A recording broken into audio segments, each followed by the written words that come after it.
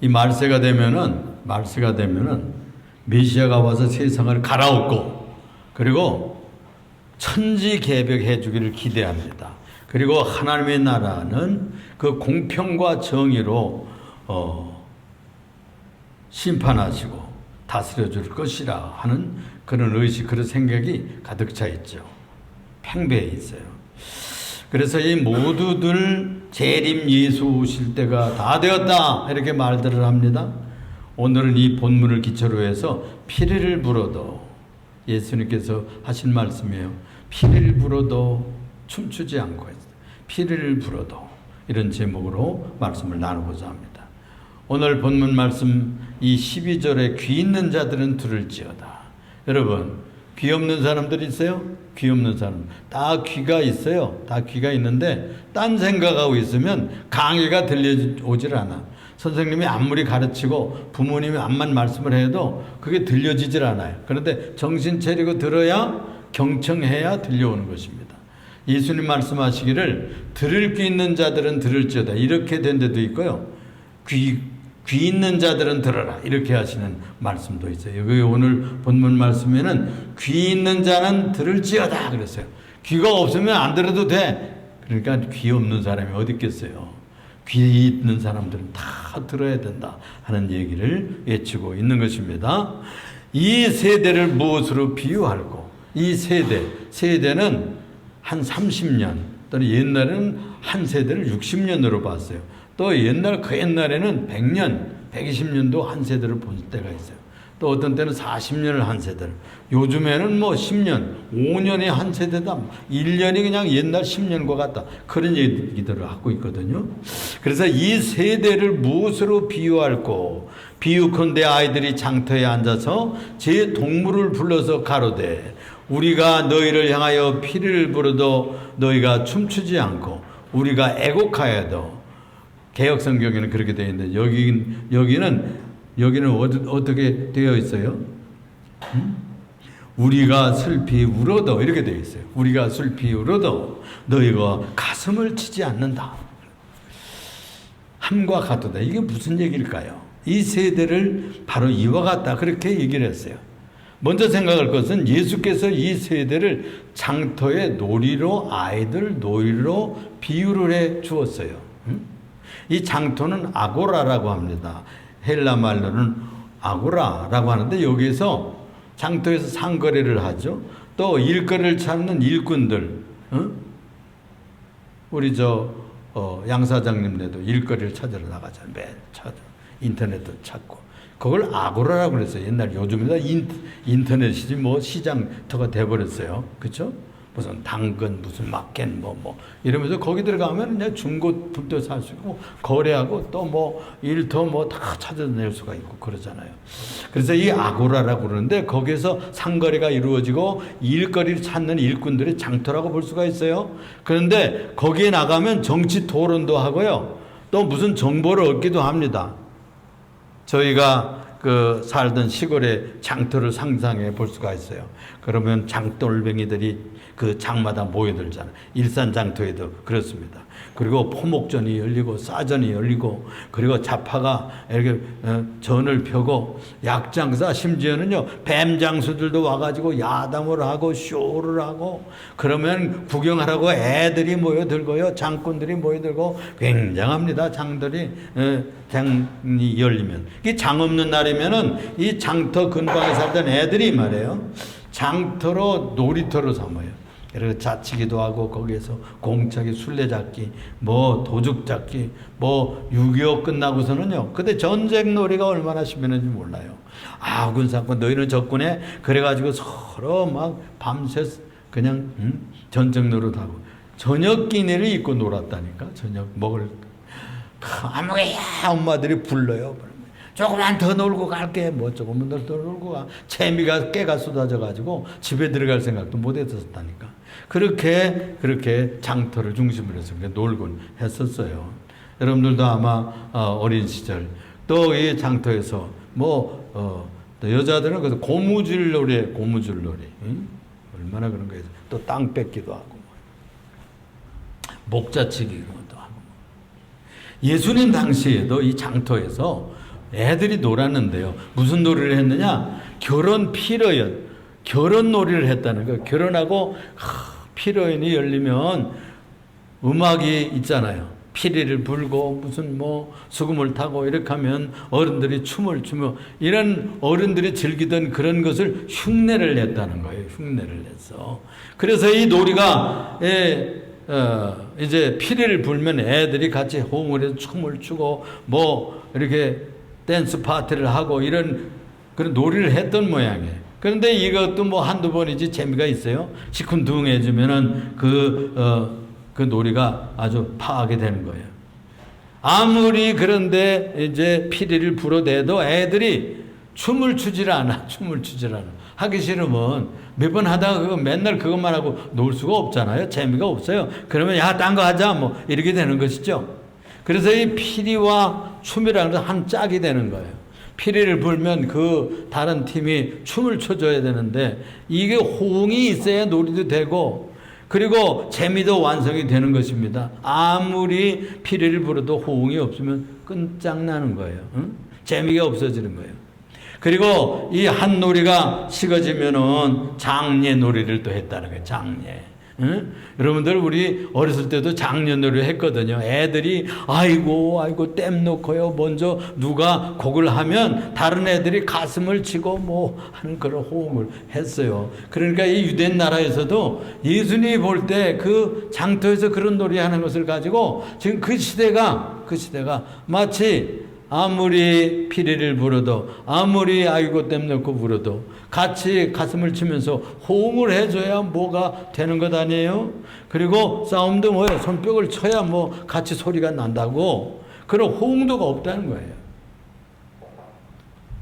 예수님의 사랑하는 친구였던 나사로가 죽었을 때도 마리아가 무덤에 곡하러 가는가 보다 하고 예수님 만나러 가는 유대인들이 따라가는 얘기가 나와요. 그러니까 그 나라에서도 곡을 했어요. 어릴 적 제가 기억을 하는데요. 장례가 나면요. 반드시 그 다음 주간 뭐 그렇게 학교 갔다 오면 애들이 우리 집 뒤에는요. 그 농협 창고가 있어요. 넓은 창고가 있었는데 거기 마당이 넓었어요. 제가. 요즘에 가보면 별로 그렇게 넓어 보이지 않는데 요즘은 다 운동장이 얼마나 넓은 데는 넓습니까? 그런데 그때만 해도 그 농협 운동장이 우리 동네에서는 굉장히 넓은 운동장인 셈이었어요. 그래서 이 장례식이 나면 굵은 제복을 하고요. 유교가 그때는 굉장히 셌어요. 그래서 굵은 제복, 베옷을 다 입고 그 다음에 지팽이 짚고 그리고 어이고 응? 다 고구를 했거든요. 그렇게 하면 그런 것을 다 아이들이 구경을 했었어요. 그래서 이 장례식이 어떤 집에는 그냥 뭐 가난한 집에는 하루에 그냥 갔다가 시신 그냥 뭐 가문에다 뭐 이렇게 해가지고 뒷동산에 갖다 묻고 오는 그런 집도 있고요. 그래도 괜찮은 집은 3일장은 최소한 하고 또 괜찮은 집은 5일장 어떤 집에서는 7일장도 하고요. 3,7일장도 옛날에 했다는 거예요. 3,7일장 21일을 하는 거예요. 그러면 그 후손들이 얼마나 피곤하겠어요. 그 모습들 하며 그 굉장한 동리 그냥 잔치처럼 되는 거예요. 그렇게 어려웠어요. 그래서 3일 내지 5일은 보통 사는 집은 했고요. 그리고 3, 7일쯤 되면 이건 뭐 그냥 군 장례가 되는 거예요. 성경에 볼 것 같으면 요셉 총리 아버님인 이 야곱이 돌아갔을 때는요. 시신의 향재료를 넣는 데만 이집트식으로 하는데 이 애굽식으로 하는데 40일 동안은 향재료를 시신에다가 다 그 의사들이 특별히 해가지고 이렇게 넣었고요. 그래서 그 미라로 만들고 관에다가 이렇게 모시는 겁니다. 그리고서는 애곡하는 일수가 70일이었어. 70일. 70일이면 2달 열흘이에요. 2달 열흘. 아이고야. 그동안 그러면 40일에다가 또 70일 더하면 이게 며칠입니까? 110일이나 넣는데 얼마나 그냥 뭐 한 해 반을 말해요. 3분의 1을 그 장례일로 크게 국장이나 마찬가지지. 이렇게 지냈다는 기록이 창세기에 나오거든요. 이 유족들이 애곡으로 채우기는 역불급이라. 응? 아니 그거 며칠 우는 거지. 울음도 뭐 눈물도 다 말라버린다고요. 애굽이나 이 유대 나라에서 이 비용을 들여가지고 그래서 전문 울음꾼을 샀대요. 그래가지고 고용해가지고 시간을 두고 교대로 우는 거예요. 교대로 하면서 아주 곡을 넣어서 슬픈 곡절을 넣어서 하면 다른 사람들도 또 서러워져서 또 울고 이렇게 가지고 그 장례 분위기를 만드는 겁니다. 요즘 여러분 우리 믿는 가정에서도 장례가 나면 어떻게 해요? 장례식장이나 요즘은 거기가 병원 장례식장에서 하는데 거기서 찬송가를 틀어놓고 특별히 천국 가는 찬송가를 많이 틀어가지고 돌리잖아요.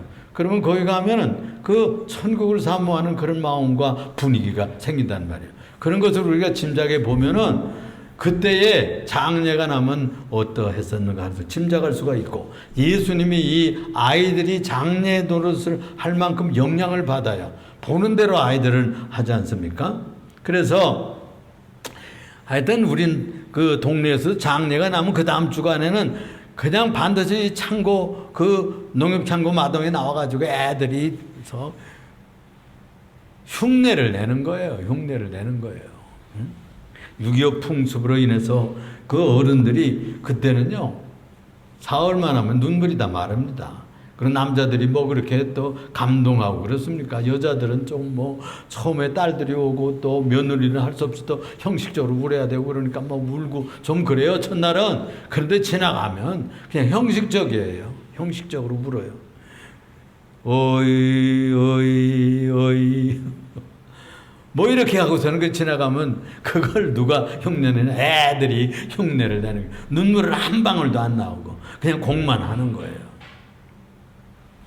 이렇게 흉을 내다가 또 지루하면 다른 놀이로 가고 자치기 하고 또 뭐 땅 뺏기 하고 동물눈 잡기 하고 뭐 이런 놀이를 하는데 그 쇼가 서먹해지면 싸해지잖아요 분위기가. 응?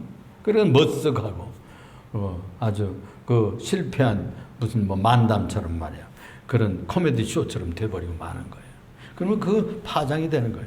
예수께서 이르신 이 두 가지 비유는 아이들이 그때 당시에 그 결혼놀이와 그리고 장례놀이를 통해서 어떤 분위기를 전하고 있는 겁니다. 그래서 마치 그때 종교계와 그 민중들과 백성들이 예수께서 오하셔서 복음을 전할 때 마치 피리를 불어도 춤출 줄 모르고 애곡을 해도 이 가슴 칠 줄 모르고 울 줄 모르는 세대가 그 세대였다고 전해주고 있는 것입니다.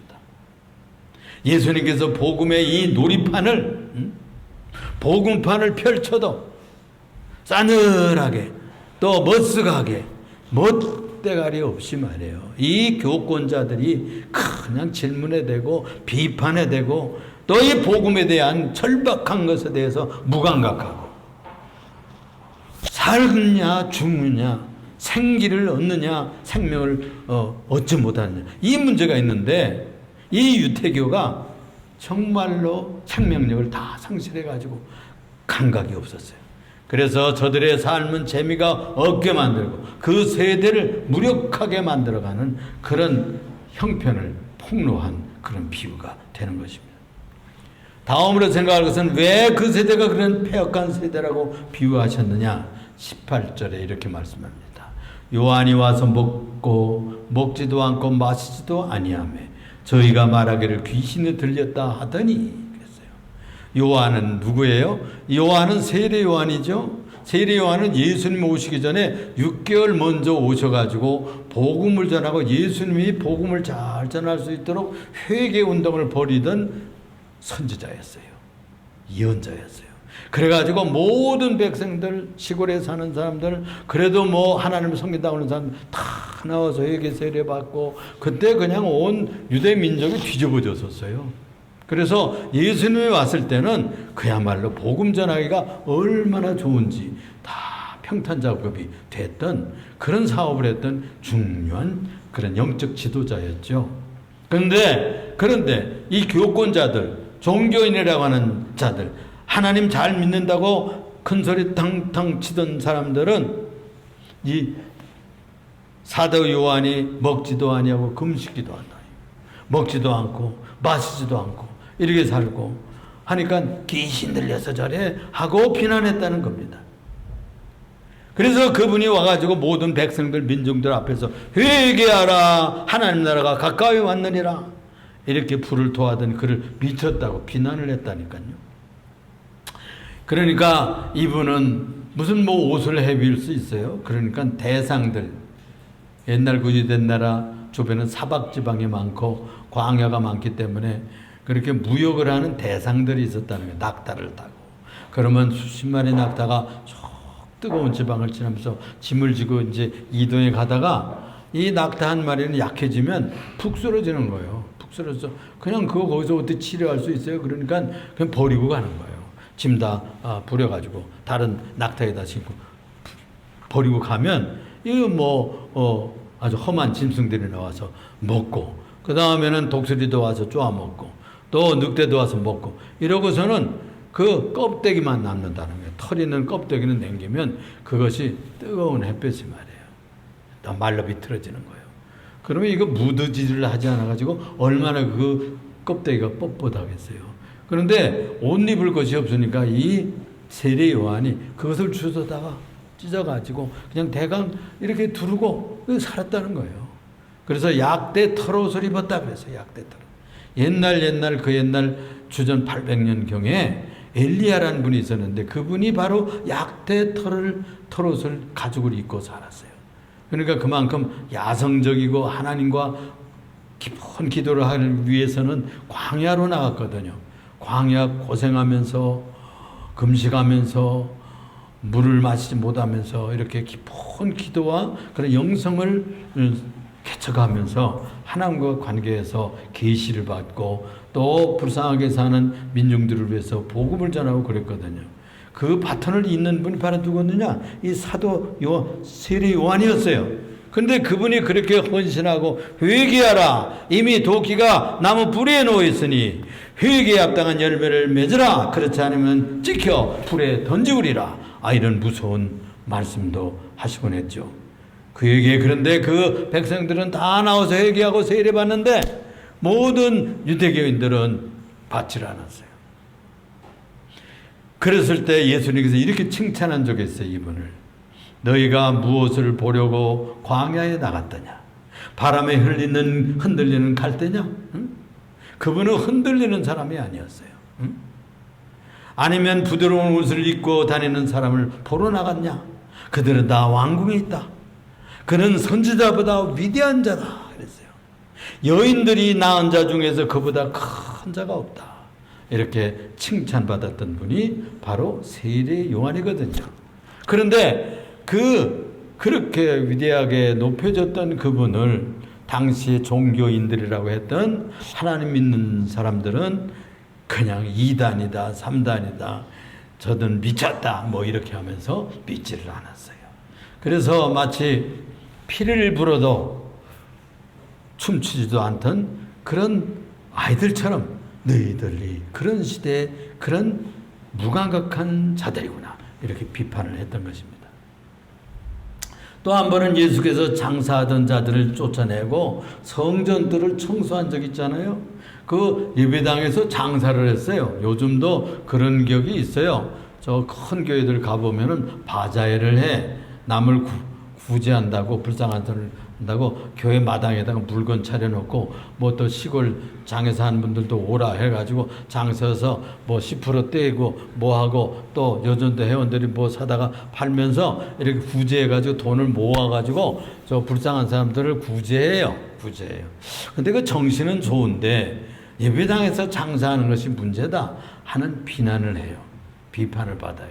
그러니까 예수님도 그 뒤에는 돈을 이익을 내는 뒤에는 언제나 죄, 악이 끼일 수도 있다는 거예요. 그래서 예수님께서 그 사람들 다 내쫓았어요. 예루살렘 성전에서 돈 바꿔주고 재물을 사는데 그리스 돈 가지고 오면 성전에 유대 돈으로 바꿔줘야 되잖아요. 그럼 우척을 받고 바꿔주는 거예요. 그럼 제사장들 그 옛날에 목사들 있지, 응? 레위인들이 그거 얼마 세를 떼고 주고 막 이랬다고. 그걸 예수님이 다 꿰뚫어 보시고 그냥 막 좌판을 다 엎고 비둘기 그 재물 파는 것들 다 막 내쫓고 막 이랬어요. 그리고 막 혁명이 일어난 거지. 그러니까 그 뒤에 있던 그 교권자들이 예수님을 놔둘까요? 죽이려고 합니다. 그래서 죽인 겁니다. 그래서 죽여 십자가에 처형을 한 거예요. 그래서 여기에 네가 도대체 무슨 권세로 이런 짓을 하느냐 하고 그들이 와서 묻잖아요. 그럼 나도 한번 묻겠다.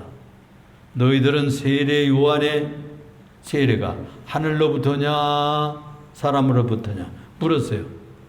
가만 생각해 보니까 하늘로부터라 그러면 왜 세례 안 받아서 너희들을 하늘로부터면 하나님께로부터 온 분인데 그분의 세례를 받았어야 될 거 아니야. 이렇게 지탄을 받을 것이고 또 하늘로부터가 아니고 사람으로부터 온 것이지 그래서 우리는 안 받아들이려고 하면 백성들은 이미 다 그분은 하늘로부터 온 분이라고 생각해서 그분에게 다 물세례를 받은 거예요. 회개의 세례를 다 받은 거예요. 그러니까 사람으로부터라고 하면 하나님께로부터 온 세례자, 선지자가 아니라는 비난이거든. 그럼 백성들이 데모하고 일어나서 돌로 그 교권자들 쳐 죽입니다. 그러니까 이래도 안 되겠고 저리 대답해도 안 되겠고 그러니까 우리가 모른다 그랬어요. 그러니까 예수님께서 뭐라고 대답했을까요?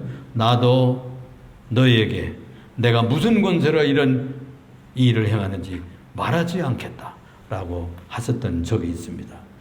그들은 이 세례 요한이 와서 외치되 가슴이 흔들리질 않았어요. 회개하질 않았어요. 주님 앞에 나가서 돌이킬 생각을 안 했어요. 끔찍도 안 했어요. 그가 헤롯을 향해서 동생 아내를 취했다. 당신은 왕을 보고요. 세례 요한이 범죄자요. 왜 동생 아내를 데려다 사는 거요? 그렇잖아요, 여러분들. 동생의 아내를 데려다 살면 안 되잖아요. 동생이 죽었다든지 뭐 이렇게 했으면은 재혼할 가능성이 있다고 그 형수 취수를 할 수 있는 하는 제도가 그 나라에 있어요, 있기는. 그런데 동생 아직 죽지도 않은데 뺏어다 살았단 말이에요, 왕이라고. 그러니까 이것을 비난하다가 체포됐어요. 그래가지고서는 생일날, 헤롯 왕의 생일날 죽었잖아요. 헤로디아라는 그 왕후가 원수로 생각했어요. 세례 요한을. 그래가지고 딸이 춤을 추고 이렇게 할 때 나라의 절반을 주겠다 뭐 이렇게 큰 소리 뻥뻥 치던 헤롯 왕에게 나라 절반은 그만두고요 세례 요한의 목을 주세요 이랬어요. 얼마나 나쁜 여자입니까? 그 왕후도 나쁘고 그 딸도 사악한 여인들이었어요. 그래서 선지자의 목을 쳤어요. 그래서 그렇게 순교해 간 사람입니다. 그래도 이 교권자들은 그것이 틀렸습니다. 그렇게 하면 안 됩니다. 이런 데모 한 번 안 했다니까. 안 했다니까. 그러니까 주님께서 그들을 지탄하는 거예요. 너희는 피리를 불어도 춤을 추지 않고 애곡을 하여도 너희는 가슴을 치지 않는구나. 끝으로요. 끝내 인자 예수를 욕했어요. 뭐라고 비난을 했는가 하니 예수님을 탐식자요 죄인의 친구라 이렇게 비난을 했어요. 오늘 마지막 절에 보면 인자는 와서 먹고 마시매 말하기를 보라 먹기를 탐하고 포도주를 즐기는 사람이요 세리와 죄인의 친구로다 하니 지혜는 그 행한 일로 인하여 옳다함을 얻느니라 라고 예수님께서 말씀했어요. 예수님 시대나 지금이나 갈수록 참으로 완악하게 되는 시대인 것 같아요. 정말 진정 악한 세대가 돼가고 있어요. 뭐 예를 들면 남편이 무슨 뭐 이렇게 보험을 많이 들어놓고 부부지간에 한편 남편을 죽이든지 아내를 죽이고 또 많이 들어놓고 부모를 막 죽이고 이런 사악한 시대가 됐어요. 다른 남자하고 살라고 본래 자기와 사귀던 남자를 물에 빠져 막 죽이고 너무나 무서운 시대예요.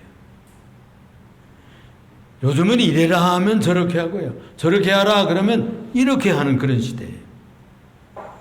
그래서 배신과 거역, 뜻을 바르게 받아들이지 않고 비틀어 생각하고 왜곡하는 그런 이상한 시대가 됐어요. 종교계도 그렇고 교육계도 그렇고 정치계는 말할 것도 없고, 이 청소년 세대나 젊은 중년 세대나 노년 세대도 다들 서로 간에 이렇게 서로 갈등이 있어요. 몰리해요. 이해를 못해. 제 멋대로 판단하고 제 멋대로 행하는 그런 세대가 돼버리고 말았어요. 부모나 선생님 또는 윗세대가 이러는 말을 듣지를 않습니다. 자기 철학, 자기 나름대로 가진 가치를 누가 뭐래도 신처럼 받들어 섬기고 그냥 고집스럽게 살아간단 말이에요. 그래가지고는 복음을 받아들일 수가 없는 것이죠. 그리고 제 영역에 자기의 뭐 울타리에 누가 조금 들어오는 것 같으면 그냥 불을 켜고 막고 막 이러잖아요. 옛날에는 그 동리가요, 다 이렇게 뭐 초가집이고 뭐 흙담 있고 또 개바자 얼타리 뭐 이렇게 지나가고 들여다보면 다 얘기가 통해. 뭐예요? 저녁에 들기름 냄새가 막 나오고, 뭘 지짐지죠? 호박 지짐지죠? 와서 한번 잡수고 가세요.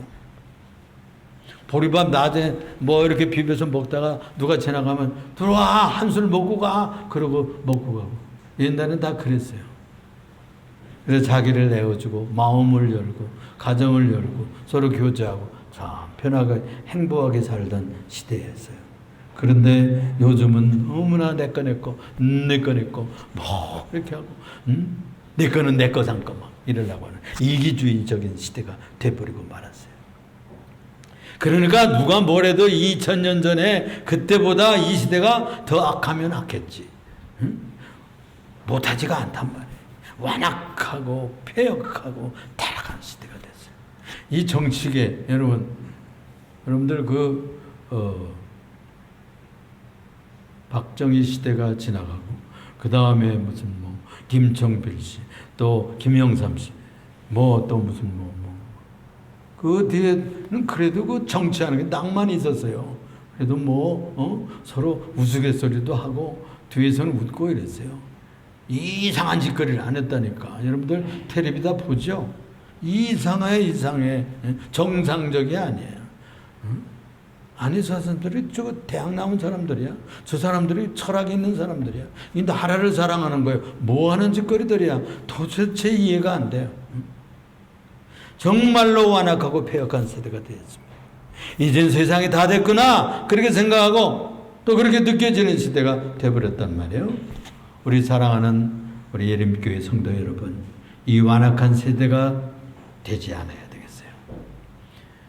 주님이 주시는 말씀에 마음을 활짝 열고 감동을 받아서 이 완고한 세대로 떨어지지 말자 하는 겁니다. 주님께서 권하시는 권면 늘 심령을 열고 받아들여야 돼. 수납하자. 망하려면 악해져 가지고요. 악해져도 되죠. 망하려면. 그런 작정을 가지면 나는 망할 거야. 그러면 그 길 가야 돼. 파멸을 자초하는 세대가 다 주님을 거역하고 하늘을 거역하고 살다가 망했어요. 나라가 망하려면 그 길로 가야 돼. 가문이 망하려면 그 길로 가야 돼. 그러나 잘 되려고 하면 겸손하고 온유하게 부드럽게 또 하나님의 뜻을 순종하는 세대로 방향을 바꿔야 됩니다. 그래야 나도 살고 가정도 살고 후손도 살죠. 기도하겠습니다.